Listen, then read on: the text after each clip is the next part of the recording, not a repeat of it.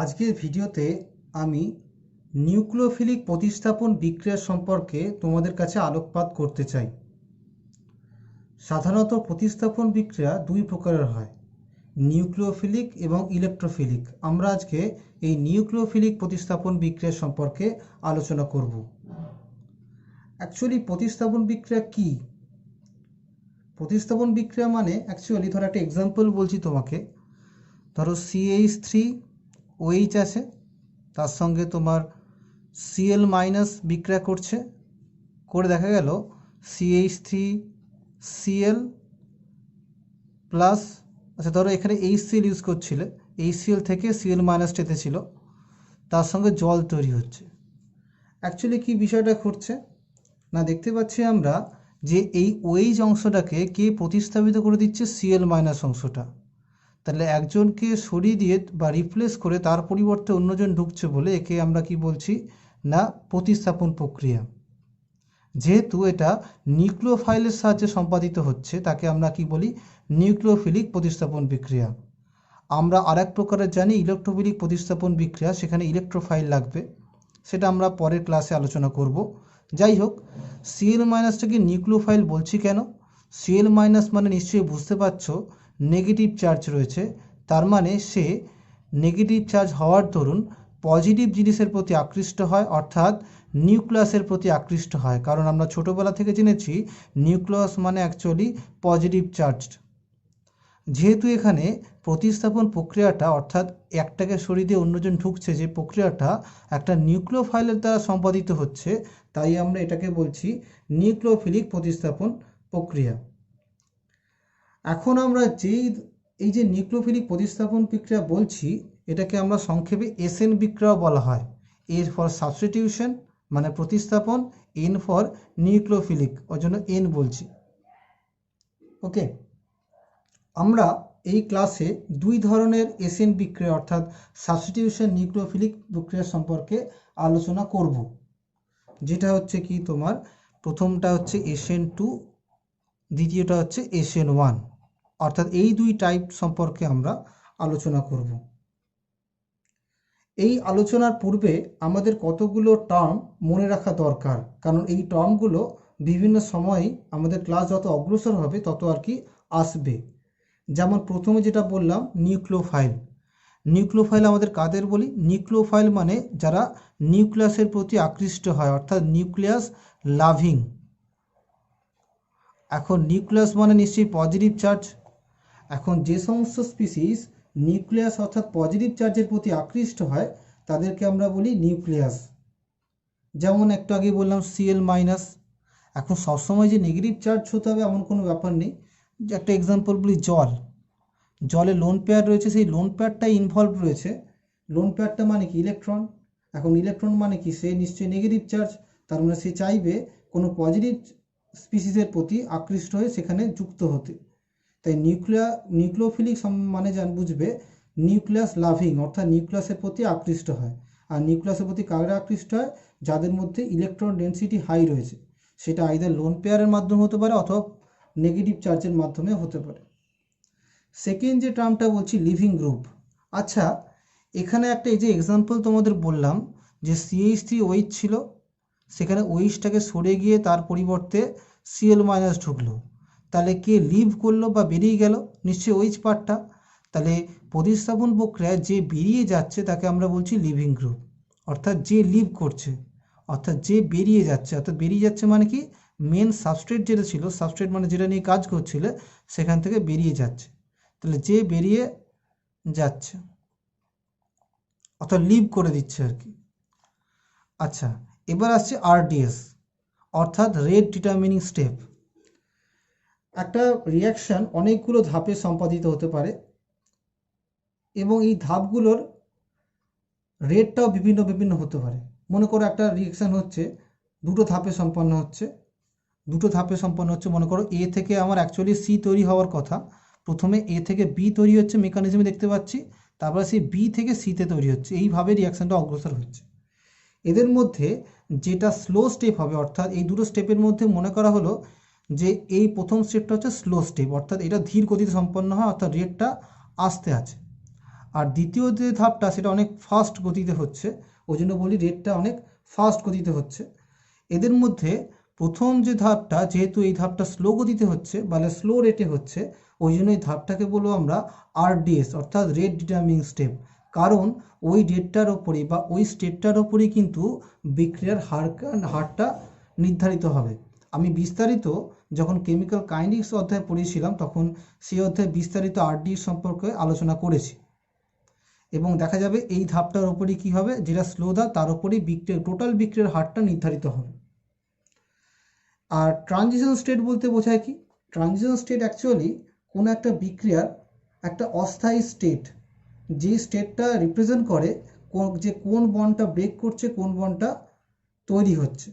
তাহলে একটা অস্থায়ী বা আনস্টেবল স্টেটকে রিপ্রেজেন্ট করে। এটা কিন্তু কোনো ইন্টারমিডিয়েট নয়। যেমন এই বিক্রিয়া দেখতে পাচ্ছি আমরা, বিটা একটা ইন্টারমিডিয়েট, মানে বিটা মধ্যবর্তী পর্যায়ে তৈরি হয়েছে। ট্রানজিশন স্টেটটি কিন্তু মধ্যবর্তী পর্যায়ে তৈরি হওয়ার মতো অত স্থায়ী যৌগ না, একটা অস্থায়ী স্পিসিস বলতে পারি, একটা আনস্টেবল স্পিসিস বলতে পারি, যেটা আমরা পরে আলোচনা করব। তাহলে আমরা প্রথমে আসছি কি SN2 রিয়াকশন সম্পর্কে। SN2 রিয়াকশনের প্রথমেই যেটা বলি, SN2 রিয়াকশনের কথার অর্থ কি? SN2 কথার অর্থ হচ্ছে সাবস্টিটিউশন নিউক্লিওফিলিক বাইমলিকুলার, অর্থাৎ দুটো মলিকুল, দুই কথা থেকে বাইমলিকুলার কথাটা আসছে, ঠিক আছে। এই SN2 রিয়াকশানে অ্যাকচুয়ালি কী হয়, এই SN2 রিয়াকশান অ্যাকচুয়ালি একটা ধাপেই সম্পন্ন হয় এবং সেই ধাপটাই তার আরডিএস, এবং সেই ধাপেই দেখা যায় যে দুটো মলিকুল অংশগ্রহণ করে, তাই আমরা কি বলছি SN2 রিয়াকশান। একটা এক্সাম্পল স্বরূপ তোমাদের বলি, তাহলে আরও বোঝা যাবে। একটা এক্সাম্পল, আগে যে একটা এক্সাম্পল দেখিয়েছিলাম ওটাই, CH3OH তার সঙ্গে তোমার HCl ইউজ করছে, HCl অ্যাকচুয়ালি Cl মাইনাসটি ইউজ করছো, এর ফলে কি হচ্ছে এখানে CH3Cl প্লাস H2O তৈরি হচ্ছে। এখানে তাহলে কি হচ্ছে না, OHটা সরছে এবং তার পরিবর্তে Clটা ঢুকছে। এখন তুমি যদি এই রিয়াকশানের মেকানিজম দেখো, তাহলে তুমি দেখবে যে এই রিয়াকশানটা একটা ধাপেই সম্পন্ন হয়। একটা ধাপেই সম্পন্ন হয় মানে কি না, দেখা যায় তোমার ধরো CH3OH রয়েছে এইভাবে, আর পিছন দিক দিয়ে Cl মাইনাসটা আছে। ওই Cl মাইনাসটা কী করে, সে আর কি কার্বনের ওপর অ্যাটাক করে এবং এই OHটাকে বার করে দিতে হেল্প করে। অ্যাকচুয়ালি OHটা H+ গ্রহণ করার মাধ্যমে আগে জল হয়ে বসে থাকে, যার কারণে লিভিং হওয়াটা ইজি হয়ে যায়, এবং তার মাধ্যমে কি হচ্ছে CH3Cl প্লাস H2O তৈরি হয়। তাহলে দেখতে পাচ্ছি এটা একটা ধাপেই সম্পন্ন হচ্ছে, এবং যে ধাপে সম্পন্ন হচ্ছে সেই ধাপটাকেই তাহলে আরডিএস বলতে পারি, কারণ যেহেতু একটাই ধাপ তাই তার ওপরেই গোটা বিক্রিয়ার হারটা নির্ধারিত হবে, এবং সেই ধাপে যেহেতু দুটো স্পিসিস অংশগ্রহণ করছে, Cl মাইনাস মানে কি অ্যাকচুয়ালি HCl, আর এই স্পিসিসটা মানে মিথানলটা, তাই যেহেতু দুটো স্পিসিস অংশগ্রহণ করছে বা দুটো পদার্থ অংশগ্রহণ করছে, তাই একে আমরা সাবস্টিটিউশন নিউক্লিওফিলিক বাইমলিকুলার রিয়াকশন বলছি। একটা বিষয় কি যে প্রতিস্থাপন প্রক্রিয়া হচ্ছে নিউক্লিওফাইলের দ্বারা, তাই সাবস্টিটিউশন নিউক্লিওফিলিক বলছি। আর যেহেতু এই প্রক্রিয়াটা একটা ধাপেই সম্পন্ন হচ্ছে এবং সেই ধাপটাই তার আরডিএস, এবং সেই ধাপেই দেখতে পাচ্ছি আমরা যে দুটো স্পিসিস অংশগ্রহণ করছে, দুটো পদার্থ অংশগ্রহণ করছে, তাই আমরা একে বলছি কি মানে SN2 অর্থাৎ বাইমলিকুলার মানে কি দুটো মলিকুল অংশগ্রহণ করছে। ওকে, এবার রিয়াকশানটা আরও ব্রিফলি আসি, মানে রিয়াকশানটা অ্যাকচুয়ালি কি হচ্ছে। দেখো, প্রথমে আমি যদি এই স্পিসিসটাকে একটু ভালোভাবে আঁকার চেষ্টা করি, ধরো আমি একটা লিভিং গ্রুপ হিসেবে আমি ধরো CH3X নিয়েছি, তার সঙ্গে তোমার নিউক্লিওফাইল NU মাইনাস ইউজ করে রিয়াকশানটা হচ্ছে, যার ফলে আর কি CH3NU তৈরি হয়েছে এবং এক্সটা বেরিয়ে গেছে, X মাইনাস বেরিয়ে গেছে। তাহলে X মাইনাসটা এখানে লিভিং গ্রুপ যেহেতু বেরিয়ে গেছে, আর নিউক্লিওফাইলটা এসে কী করছে, এক্সকে প্রতিস্থাপিত করে দিয়ে তার জায়গাতে নিজে অবস্থান করছে।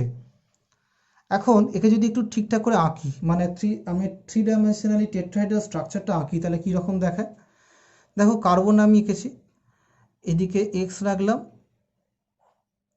Hটাকে তিনটে ডিরেকশানে রাখলাম। এখন এই যে নর্মাল বন্ডটা রিপ্রেজেন্ট করছে কি, সেটা প্লেনের ওপরকে নির্দেশ করছে, আর এই Hটা আর কি প্লেনের নিচে রয়েছে, আর এই Hটা প্লেনের ওপরে রয়েছে।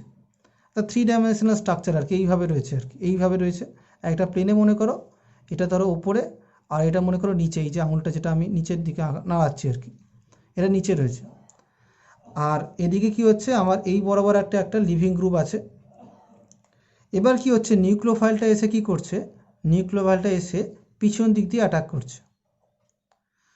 যখনই অ্যাটাক করলো তখন কি হবে, তখন এই যে সিএক্স বন্ডের যে ইলেকট্রন, সেই ইলেকট্রনটা কি হবে এক্সের দিকে একটু ঝুঁকতে থাকবে, যেতে থাকবে। কারণ দেখো এটা তো ইলেকট্রনযুক্ত স্পিসিস, ইলেকট্রনযুক্ত স্পিসিস যদি এদিকে আসে, নেগেটিভ চার্জযুক্ত স্পিসিস যদি কাছে আসে, তাহলে নেগেটিভ চার্জ রিপালশন করবে। আর তাই এই ইলেকট্রন যেটা কিনা নেগেটিভ চার্জ, সে কী করবে এক্সের দিকে মুখ করতে থাকবে। যার কারণে আর কি সিএক্স বন্ডটা আস্তে আস্তে আস্তে আস্তে ভঙ্গুর হয়ে যাবে, মানে ভেঙে যেতে থাকবে। এর ফলে তোমার এমন একটা অবস্থা ডেভেলপ করবে যখন আর কি দুটো স্পিসিসই কার্বনের সঙ্গে যুক্ত অবস্থায় থাকবে, তাহলে এরকম দেখাবে জিনিসটাকে আর কি।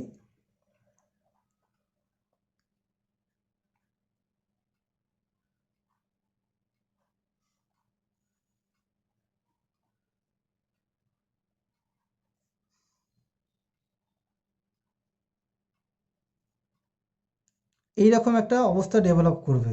অর্থাৎ এই অবস্থায় কি হচ্ছে না, পুরোপুরি কার্বন নিউক্লিয়ার সঙ্গে বন্ডটা তৈরিও হয়নি আর পুরোপুরি কার্বন এক্স বন্ডটা ব্রেকও করেনি। আমরা জানি কি কার্বন এক্স বন্ডটা ব্রেক করে আর কার্বন নিউক্লিওফাইল বন্ডটা তৈরি হয় যত এই রিয়াকশানটা হওয়ার ফলে।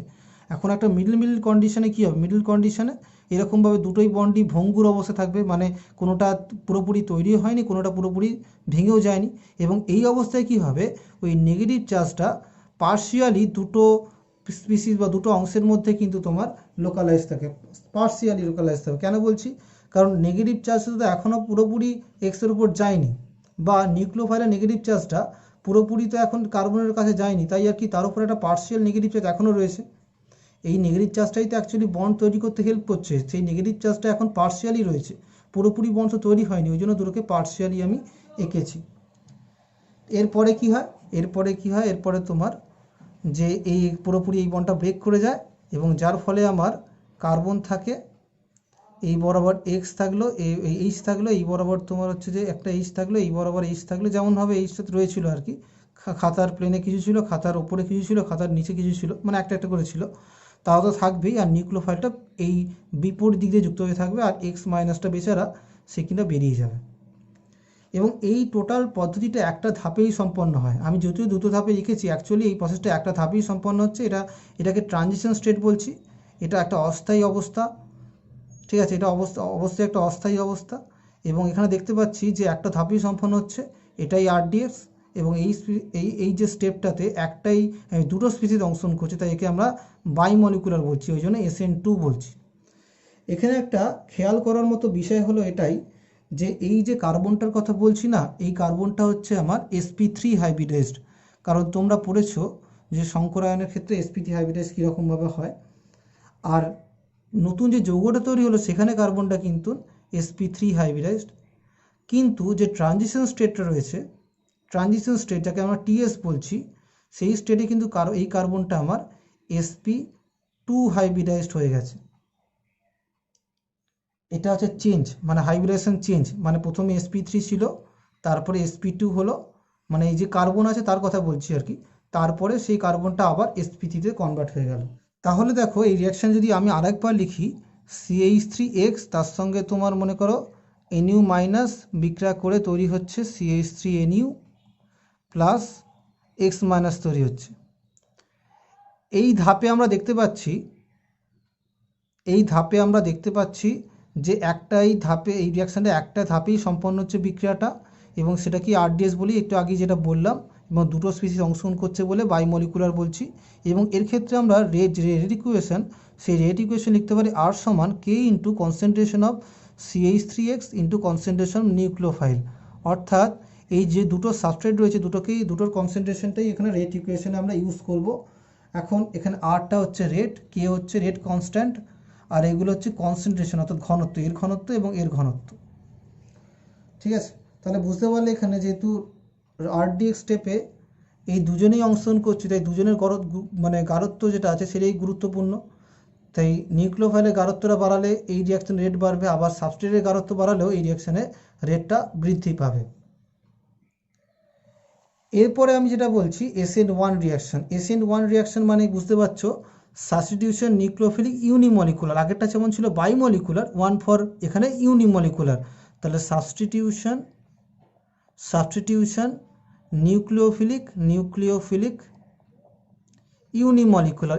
মানে ইউনি কথা থেকে অর্থ হচ্ছে ওয়ান, যেহেতু RDSে অর্থাৎ রেট ডিটারমিনিং স্টেপে একজনেই অংশগ্রহণ করে, তাই আমরা ইউনিমলিকুলার একে বলছি। একটা এক্সাম্পল দিই, তাহলে আরও ভালো বোঝা যাবে তোমাদের ক্ষেত্রে। একটা এক্সাম্পল হচ্ছে, দেখো আমি মনে করো এরকম একটা রিঅ্যাক্ট্যান্ট নিয়েছি।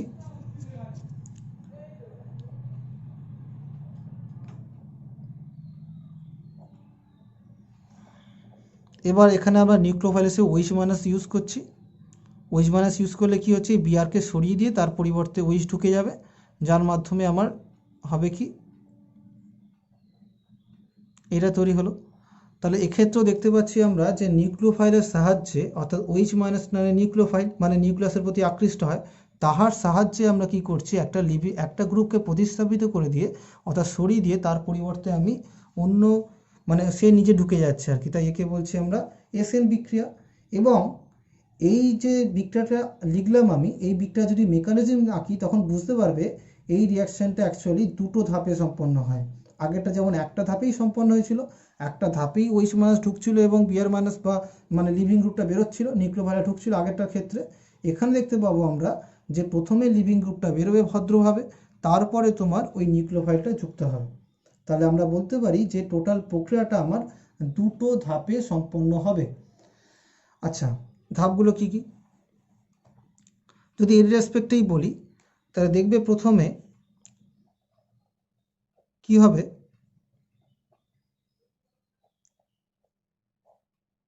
স্লো ধাপে মানে RDS অর্থাৎ স্লো ধাপে কি হবে, এই বিআরটা বেরিয়ে যাবে।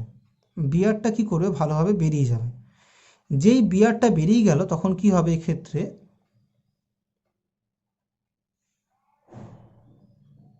একটা কার্বোক্যাটায়ন তৈরি হবে। কেন বলো তো, বিআরটা তো এই বন্ডের মধ্যে থাকা ইলেকট্রনটাকে নিয়ে নিজে বেরিয়ে গেছে, আর যে ইলেকট্রন নিয়ে বেরিয়ে গেল ওই যে এর ফলে কার্বনের উপর একটা ইলেকট্রনের ডেফিসিয়েন্সি অর্থাৎ ঘাটতির সৃষ্টি হবে, তাকে আমরা পজিটিভ চার্জে ডেজিগনেট করতেই পারি।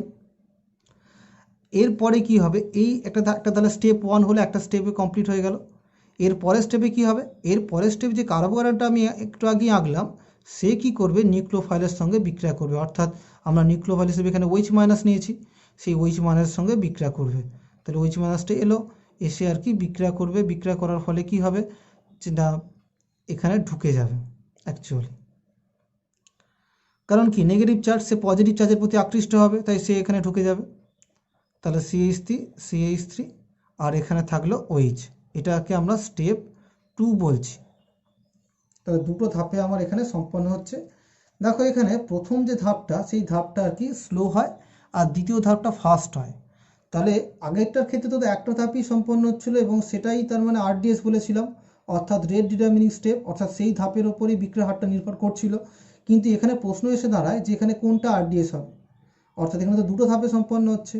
এখন এখানে দেখা যাবে তোমার প্রথম যে স্টেপটা সেটাই হচ্ছে RDS, কারণ আমি অলরেডি বলেছি যে স্টেপগুলোর মধ্যে যেটা স্লো স্টেপে হবে, অর্থাৎ যেটা ধীর গতিতে হবে, তাকেই আমরা সাধারণত RDS বলবো। ওকে, তাহলে এটাই RDS। এখন তাহলে যেহেতু RDS অর্থাৎ রেট ডিটারমিনিং স্টেপের ওপরেই গোটা রিয়াকশানের রেটটা নির্ভর করছে, তাই আমরা গোটা রিয়াকশানের ক্ষেত্রে রেট ইকুয়েশন যদি লিখবো R সমান K into concentration of CCH3 whole thrice into BR. ঠিক আছে, এইটা আমরা লিখবো রেট ইকুয়েশন। কারণ কি, RDSে শুধুমাত্র এই স্পিসিসটাই অংশগ্রহণ করছে, ওই জন্য এর গাঢ়ত্বের ওপরেই কী হবে, গোটা বিক্রিয়ার হারটা নির্ভরশীল হবে। দেখো এখানে তো নিউক্লিওফাইল ছিল না, শুধুমাত্র এই সাবস্ট্রেটটাই ছিল, তাই একটাই স্পিসিস ছিল, ওই জন্য আমি এটাকে লিখেছি এখানে। এখন যেহেতু RDSে একটা মাত্র স্পিসিস অর্থাৎ পদার্থই অংশগ্রহণ করছে, তাই একে আমরা কি বলছি না ইউনিমলিকুলার বলছি। একটাই পদার্থ, আগেরটা যেমন রেট ইকুয়েশন কী দিয়েছিলাম যে দুটোর উপর নির্ভরশীল, ওই জন্য বাইমলিকুলার বলেছিলাম, কারণ RDSে দুজনেই অংশগ্রহণ করছিল। কিন্তু এখানে একটাই ধাপ, এখানে দুটো ধাপে সম্পন্ন হচ্ছে। প্রথম ধাপটা RDS এবং সেখানে যেহেতু একটা স্পিসিস অংশগ্রহণ করছে, এই জন্য একে বলছি সাবস্টিটিউশন নিউক্লিওফিলিক ইউনিমলিকুলার রিয়াকশনটা আমরা বলতে পারি। এবার তোমাদের মধ্যে একটা প্রশ্ন আসতেই পারে যে আচ্ছা, আমরা যখন SN1 SN2 পড়ালাম, কখন SN1 কখন SN2 ঘটবে? আপনি তো বলে দিলেন যে SN1টা এইভাবে ঘটে, SN2 এইভাবে ঘটে, কটা স্টেপে ঘটে, কোনটা ডেজ কীভাবে ঘটে, এইভাবে তো বলা হলো। কিন্তু কোন ক্ষেত্রে কোন SN1 না SN2 কোনভাবে বা কোন মেকানিজমের থ্রু দিয়ে এই নিউক্লিওফিলিক প্রতিস্থাপন রিয়াকশন অংশগ্রহণ করবে, কি করে আমরা বুঝবো? একটা বলে রাখা উচিত, যখন আমরা এক্সাম্পলগুলো করেছিলাম অর্থাৎ SN1 SN2-র এক্সাম্পল লিখেছিলাম তখন কিন্তু ভিন্ন ভিন্ন লিখেছিলাম। তোমরা যদি একটু খেয়াল করে দেখো, এখন এই লেখার পিছনে গুরুত্ব রয়েছে, সেই গুরুত্ব নিয়ে আমরা আলোচনা করব। আচ্ছা, প্রথমে বলি যে এই যে SN1 SN2 কোনটাতে বিক্রিয়া অগ্রসর হবে সেটা কতগুলো ফ্যাক্টরের উপর ডিপেন্ড করছে। প্রথমে আমরা আসি সাবস্ট্রেটের ওপর, অর্থাৎ যে মেন বিক্রিয়ক যার ওপর নিউক্লিওফাইলটা এসে রিয়াকশন করছে তার ওপরে মানে নির্ভর করবে যে রিয়াকশনটা SN1 যাবে না SN2 যাবে। আচ্ছা, একটা বিষয় খেয়াল করে দেখো, যখন SN2 বলেছিলাম তখন কি হয়েছিল দেখো, তখন আর কি বলেছিলাম আমি যে একটা ধাপেই সম্পন্ন হয় SN2-তে, এবং সেখানে যখন নিউক্লিওফাইলটা আসে তখন ডাইরেক্টলি তোমার অ্যাটাক করছে, একটা ধাপে সম্পন্ন হচ্ছে মানে কি ডাইরেক্টলি অ্যাটাক করছে, তাহলে এক্সটা থাকাকালীন নিউক্লিওফাইলটা ডাইরেক্টলি অ্যাটাক করছে। এখন দেখো, এই ডাইরেক্ট অ্যাটাকটা ফিজিবল হবে অর্থাৎ ভালোভাবে হবে যদি আর কি কার্বনের সঙ্গে কোনো বড় বড় গ্রুপ না যুক্ত থাকে। দেখুন এখানে ক্ষেত্রে দেখো আমরা শুধুমাত্র হাইড্রোজেন আছে, তাহলে হাইড্রোজেনের সাইজ নিচে ছোট ছোট, তাহলে ছোট সাইজ হওয়ার কারণে এই নিউক্লিওফাইলটা যখন এখানে অ্যাপ্রোচ করবে কার্বনকে তখন এ অত বাধা দিতে পারবে না।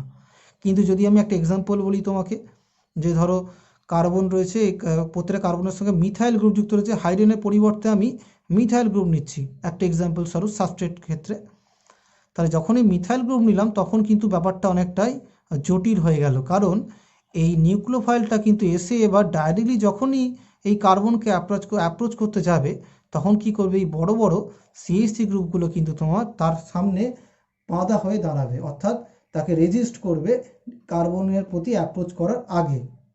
তাহলে সহজে কি হবে, তাহলে সহজে আমরা বলতে পারি কি যে রেজিস্ট করছে। তো রেজিস্ট করলে কি হবে, SN2 রিয়াকশান কি ভালো হবে? SN2 রিয়াকশান ভালো হবে না।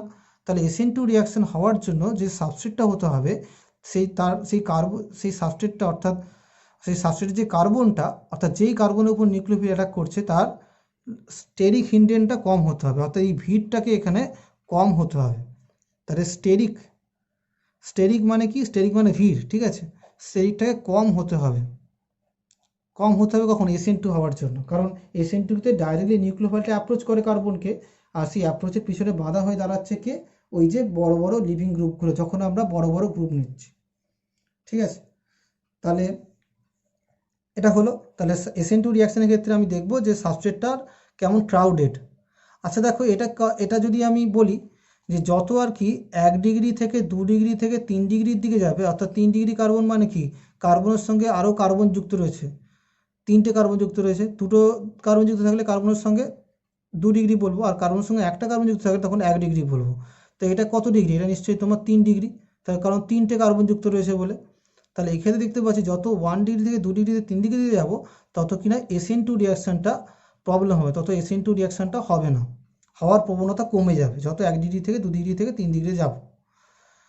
আচ্ছা, SN1-এর ক্ষেত্রে কি, তাহলে আমরা দেখতে পেলাম যে SN2-র ক্ষেত্রে বড় ফ্যাক্টর হলো স্টেরিক ফ্যাক্টর, অর্থাৎ ভিড় ব্যাপারটা আর কি একটা ম্যাটার করছে।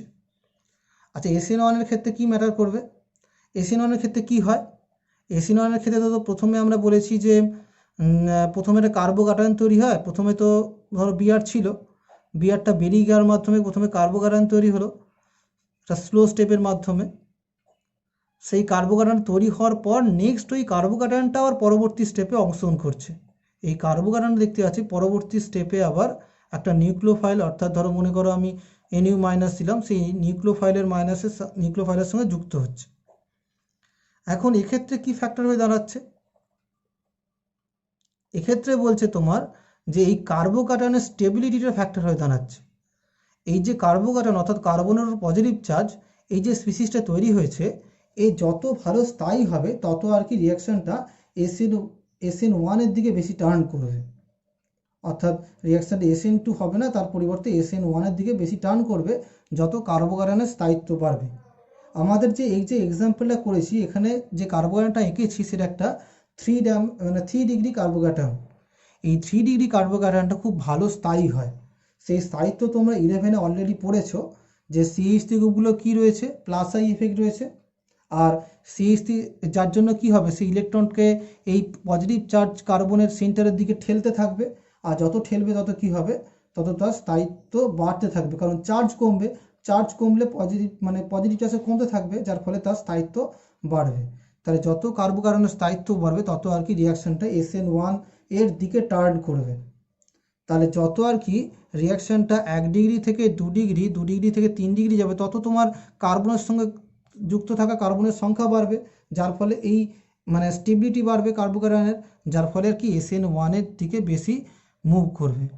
তাহলে নিশ্চয়ই আমরা এখান থেকে একটা পার্থক্য পেয়ে গেলাম যে যে স্পিসিসটা নিয়ে বা সাবস্ট্রেটটা নিয়ে কাজ করছি, সে যদি তার সঙ্গে সেই যৌগের কার্বনটার সঙ্গে যত কার্বন যুক্ত থাকবে এক্সট্রা, তত কি হবে, সেই রিয়াকশানটা SN2 থেকে SN1 এর দিকে টার্ন করবে, কারণ SN2-তে তার ক্ষেত্রে প্রবলেম হবে অ্যাপ্রোচ করার, কিন্তু SN1 এর ক্ষেত্রে সুবিধা হবে, কারণ সে একটা স্থায়ী কার্বোক্যাটায়ন দেবে বলে। এরপরে আমরা একটা যেটা বিষয় আসছে সেটা হচ্ছে সলভেন্ট। মানে আমরা যে রিয়াকশানটা করছি SN1 SN2 রিয়াকশান, সেখানে প্রপার সলভেন্ট ইউজ করছি, মানে যে দ্রবণের উপস্থিতিতে আমার বিক্রিয়াটা সম্পন্ন হচ্ছে। এখন সেই দ্রবণটা কীরূপ হলে কোন রিয়াকশানটা বেটার হবে সেটা নিয়ে আমরা আলোচনা করব। প্রথমে আমরা যেটা আসছে সেটা হচ্ছে কি পোলার প্রোটিক। পোলার প্রোটিক সলভেন্টের একটা এক্সাম্পল হচ্ছে কি CH3OH, অর্থাৎ মিথানল খোদ নিজে একটা কিন্তু আমার polar protic solvent. Okay, and polar protic solvent মানে কি, এরা আর কি কার্বোক্যাটায়ন এবং অ্যানায়ন দুজনকেই স্থায়িত্ব দিতে পারে। ঠিক আছে, আর একটা ভালো এক্সাম্পল হচ্ছে জল।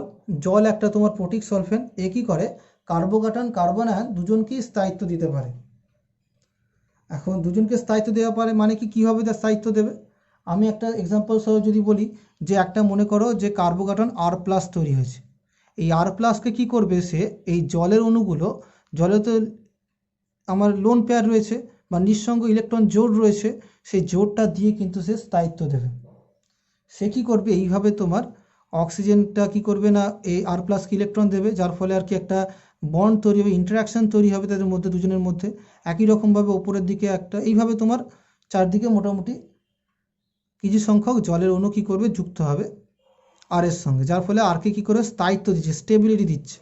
সিমিলারলি এই স্পিসিস অর্থাৎ জল বা যে কোনো পোলার প্রোটিক সলভেন্ট কী করতে পারে, সে আর কি ওই যে অ্যানায়ন তৈরি হচ্ছে X-, অর্থাৎ যাকে নিউক্লিওফাইলও বলতে পারি এক্ষেত্রে, কারণ নিউক্লিওফাইলটাই তো আমরা অ্যানায়ন হিসেবে এখানে ইউজ করছি রিয়াকশানে, সেই নিউক্লিওফাইলটা কিন্তু স্থায়িত্ব দিতে পারে। কী করে স্থায়িত্ব দেবে, সে কী করবে, হাইড্রোজেন বন্ডিং করবে, এইভাবে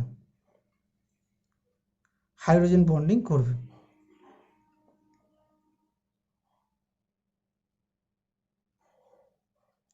তাহলে এইভাবে কী করছে পোলার প্রোটিক সলভেন্ট, তারা কী করছে না, কার্বোক্যাটায়নকেও স্থায়িত্ব দিচ্ছে আর অ্যানায়ন অর্থাৎ নিউক্লিওফাইলটাকেও এখানে স্থায়িত্ব দিচ্ছে। তো এরকম পরিস্থিতি যখন ডেভেলপ করবে তখন বলছে যে পোলার প্রোটিক সলভেন্টের ক্ষেত্রে SN1 রিয়াকশানটা ভালো হবে, কারণ তাতে আর কি নিউক্লিওফাইলটা অতটা বেশি রিয়াক্টিভ থাকবে না, কারণ সে তো ঘিরে আছে, মানে স্টেবিলিটি প্রদর্শন হয়ে গেছে। X- এর ক্ষমতাটা জল কী কমিয়ে দিয়েছে, জল ঘিরে দিয়ে তাকে কমিয়ে দিয়েছে, যার ফলে কি হবে, যার ফলে X- সহজেই আর কি অ্যাপ্রোচ করতে পারবে না নিউক্লিওফাইলের প্রতি, মানে ওই সাবস্ট্রেটের ওপর। কেন বলো তো, কারণ সহজে যদি অ্যাপ্রোচ করে দিত তাহলে তো সেটা SN2-র দিকে টার্ন করতো, কারণ আমি বলেছি SN2-তে একটা ধাপেই কি হয়, নিউক্লিওফাইল ঢোকে এবং লিভিং গ্রুপটা বেরোয়, মানে নিউক্লিওফাইল সহজেই অ্যাপ্রোচ করে কার্বনের ওপর।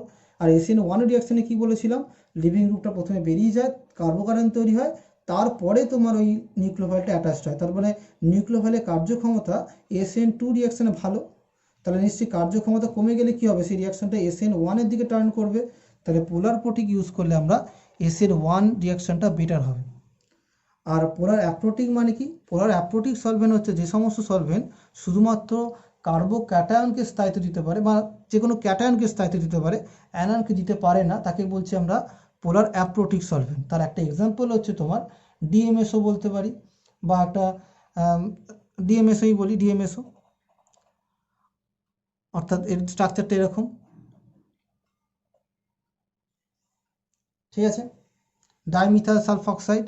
এ কী করে, এ তোমার যে কোনো ক্যাটায়নকে স্থায়িত্ব দিতে পারে। তাহলে ক্যাটায়নকে কী করে স্থায়িত্ব দেবে, অক্সিজেনের লোন পেয়ার রয়েছে, লোন পেয়ারটা এই ক্যাটায়নকে দিয়ে চারদিক দিয়ে এইভাবে ঘিরে যাবে, যেভাবে তোমার আমি আগেরটা এঁকেছি একই রকমভাবে অক্সিজেন দিয়ে ঘিরে যাবে, মানে সালফার আছে আবার দুটো মিথাইল গ্রুপ আছে, এইভাবে তোমার ঘিরে যাবে। যার ফলে কি হবে, যার ফলে তোমার এই কার্বোকাটায়নটা অর্থাৎ ক্যাটায়নটা স্থায়িত্ব পাবে, কিন্তু অ্যানায়নটা স্থায়িত্ব দিতে পারবে না, কারণ অ্যানায়নকে স্থায়িত্ব দিতে গেলে হাইড্রোজেন বন্ডিংয়ের থ্রু দিয়ে করতে হবে, এরা তো হাইড্রোজেন বন্ডিং করতে পারবে না। যার কারণে বলতে পারি যে নিউক্লিওফাইল যেটা থাকবে, যাকে এক্স মাইনাস বলছি, সে কিন্তু ফাঁকা থাকবে, মানে সে এখন সক্রিয় আছে, তাকে কেউ ঘিরে নেই, সে ভালো রিয়াক্টিভ আছে। ভালো রিয়াক্টিভ হওয়ার কারণে সে প্রথমেই চাইবে কি করবে, সাবস্ট্রেটকে অ্যাপ্রোচ করতে। আর সাবস্ট্রেটকে যখনই প্রথমেই অ্যাপ্রোচ করে দেবে তখন আর কি SN2 রিয়াকশানটা হওয়ার প্রবণতা আমার বেড়ে যাবে। সে রিয়াক্টিভিটি অফ নিউক্লিওফাইল, এবং তার সঙ্গে আমরা কনসেন্ট্রেশনও বলতে পারি, রিয়াক্টিভিটি প্লাস কনসেন্ট্রেশন অফ নিউক্লিওফাইল এর উপর কীভাবে নির্ভরশীল হবে। আচ্ছা দেখো, আমরা বলেছি কি SN2 রিয়াকশানের ক্ষেত্রে একটা স্টেপই RDS, এবং সেখানে দেখতে পাচ্ছি আমরা দুটো স্পিসিতে অংশগ্রহণ করে, মানে সাবস্ট্রেটটা প্লাস নিউক্লিওফাইলটা। তাই আমরা দেখতে পাচ্ছি SN2 রিয়াকশানের ক্ষেত্রে যে রিয়াকশান রেটটা আছে তার উপরে নিউক্লিওফাইলের কনসেন্ট্রেশনটা খুব ভালোভাবে নির্ভরশীল। তাই আমরা বলতে পারি যে নিউক্লিওফাইলের কনসেন্ট্রেশন যত বাড়বে তত আর কি তোমার SN2 রিয়াকশানের রিয়াক্টিভিটি তত বৃদ্ধি পাবে, কারণ রেটটা বৃদ্ধি পাবে, রিয়াক্টিভিটি তত SN2 রিয়াকশান ভালো হবে। আর নিউক্লিওফাইলে যত সক্রিয়তা বৃদ্ধি পাবে, অর্থাৎ নিউক্লিয়াসকে অ্যাপ্রোচ করা, নিউক্লিয়াসের কাছে যাওয়ার প্রবণতা যত বৃদ্ধি পাবে, তত কি হবে, তত সে সহজে চাইবে কি না লিভিং গ্রুপটাকে বেরোতে দেবো না, তার আগেই আমি ঢুকে যাব, লিভিং গ্রুপটা বেরোনো কি আমি দেখবো না, তার আগে আমি ঢুকে যাবো, মানে কি সে SN2 রিয়াকশানটা দেখার প্রবণতা হবে। কারণ SN2 রিয়াকশানে কী হয়, দুটো জিনিসই একসাথে ঘটে, নিউক্লিওফাইলে যেমন ঢোকে আর লিভিং গ্রুপটাও বেরিয়ে যায়। তারা নিউক্লিওফাইলে যত রিয়াক্টিভিটি বৃদ্ধি পাবে তত সে কী করবে, তত সে SN2 রিয়াকশানের দিকে বেশি টার্ন করবে। একটু আগেই তোমাদের পোলার অ্যাপ্রোটিক সলভেন্টের মাধ্যমে বোঝালাম যে পোলার অ্যাপ্রোটিক সলভেন্টের নিউক্লিওফাইলটা কোনো সলভেন্ট দ্বারা স্থায়িত্ব পায় না, যার কারণে সে রিয়াক্টিভ থাকে, রিয়াক্টিভ থাকার কারণে সে SN2 রিয়াকশানে টার্ন করে। কারণ SN2 রিয়াকশানের মেন শর্তটাই হচ্ছে নিউক্লিওফাইল যত রিয়াক্টিভ তত সহজেই তাড়াতাড়ি অ্যাপ্রোচ করে আর কি লিভিং গ্রুপকে বার করে দেবে। আর যত রিয়াক্টিভিটি কমবে নিউক্লিওফাইলের, তত SN1 রিয়াকশানের প্রতি আর কি প্রবণতা বৃদ্ধি পাবে।